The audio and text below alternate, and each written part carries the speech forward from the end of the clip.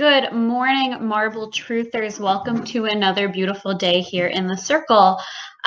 So this is Eliza with your daily SPSOS update.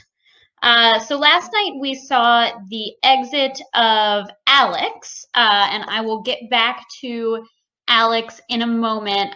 First, I just wanted to congratulate Billy Anslow. Billy Anslow is safe, as was ordained by the Marble Gods when he was the purest winner of the marble race. So SPSOS, that being the scientifically proven and statistical analysis of spherical speed racers, continues to predict that that the winner of the overall marble race will be safe. So good job, Billy. Good job to your marble. I hope that you have a word of kindness for the Marble Gods today. So now I want to talk a little bit about SPSOS.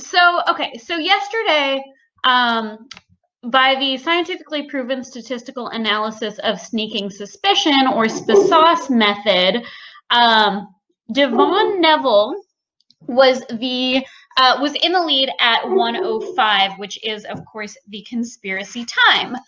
And I was really, I was very shaken by this. Now, I dedicate myself to the study of marbles. I dedicate myself to prayer to the Marble Gods, and I was really, it was difficult for me to understand the Marble Gods' choice of Devon Neville here. The reason for that being that the ghost of Chaos Karen Make, of course, really beautifully summed up the connection between Devon and Will Trader. And, she is, as a ghost, even more in touch with the Marble Gods, and even during her time on Earth was one of the premier marble scholars in all the realm. So why would Devon be used to signal someone else? And after a lot of thought and a lot of prayer, I realized that the choice of Devon, again, was to signal that we needed to look a little bit outside the race. The other signal to me, excuse me, this should say day 10. So on day 10, what was the date? Day 10 was 1/11/21. 1/11/21. Excuse my associate Ruby in the background. She is very excited about this date. Okay, so as I was saying, the date 1/11/21. It was day 10, and the date formed an arithmetic sequence with a difference of 10 between each term. So this does not seem like a coincidence to me. But it took me a long time to figure out why Alex. So clearly the 10s, as well as the selection of Devon Neville, who was proven to be tied to Will Trader, clearly the Marble Gods are signaling something here. They are signaling that some cosmic event is going to take place. But why Alex? That is the question. Why Alex? Now, you may recall that some days ago, I pronounced Alex's name as Alex Vivor. It was brought to my attention that that was not the correct pronunciation. However, because Alex was at that point still alive, I was unable to hold a seance and correct my error. But now that Alex has been voted out of the circle, I was able to commune with him as a spirit. And in that form, I was able to ascertain that his name is, in fact, a reference to Survivor and is pronounced Alex Viver. So it's really all in the name. Survivor's pseudonym, surnamed Alex, ousted, shocking several.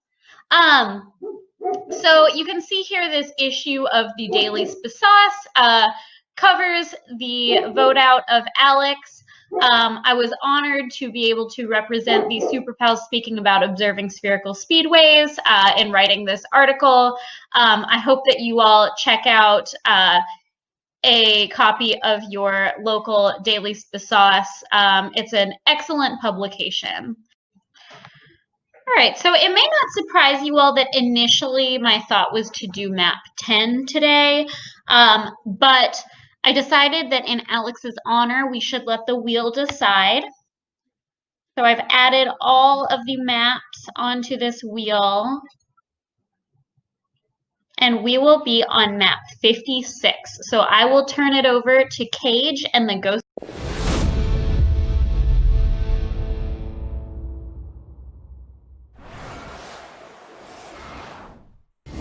Thanks, Eliza. And now it's me, Chaos Karen, and I'm at the track with my associate, Cage.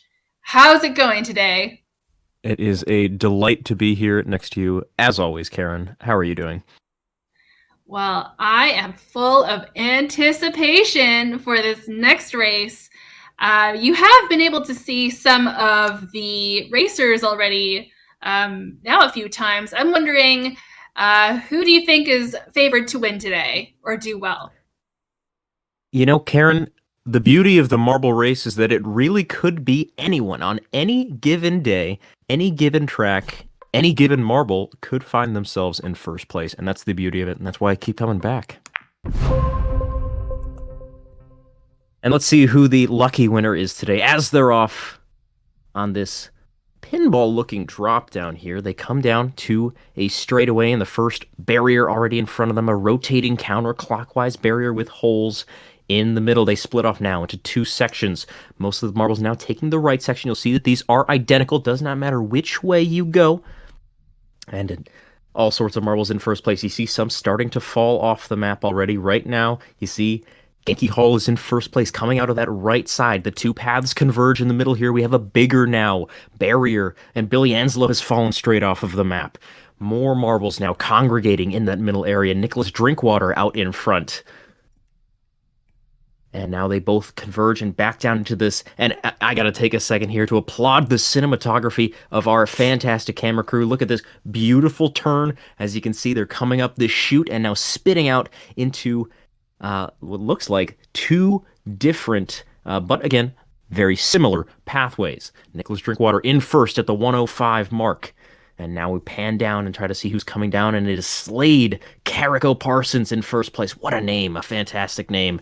And in first place still, making their way, stopped by that barrier, and potentially that could be giving other opportunities. And now a marble with no name has made their way into first. Who could it be? Is it a fan? Is it a ghost of a marble past? We don't know, but the ghost rogue marble far and away in first place. And by God, if we gave any sort of credibility to that marble, they would be the winner. But instead, it is Ilsa Yosef in first place. I apologize if I did not pronounce that name correctly, but that is going to be your winner here.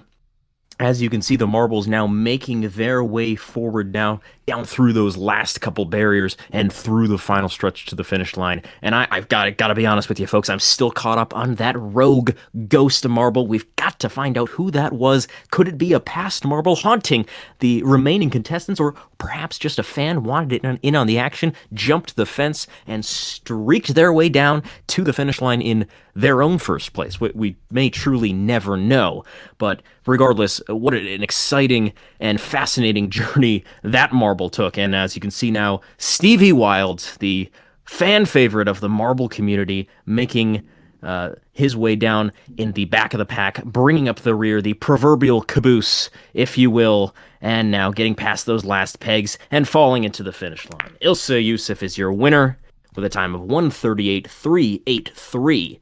And what an exciting marble race that was. The real winner, of course, yet to be determined, an unnamed celebrity. And to that individual, Godspeed. The ghost marble. We may never know who it was. Probably never. I mean, what if it's Steven? I hope it is. That's why it's naked. That speaks to me. That speaks to me on a real deep level. I think it is. He came out of his hiding place. That's why at the end you saw the marble tucked in underneath the finish line. Okay. He's that was looking good. over his baby, his creation. Exactly.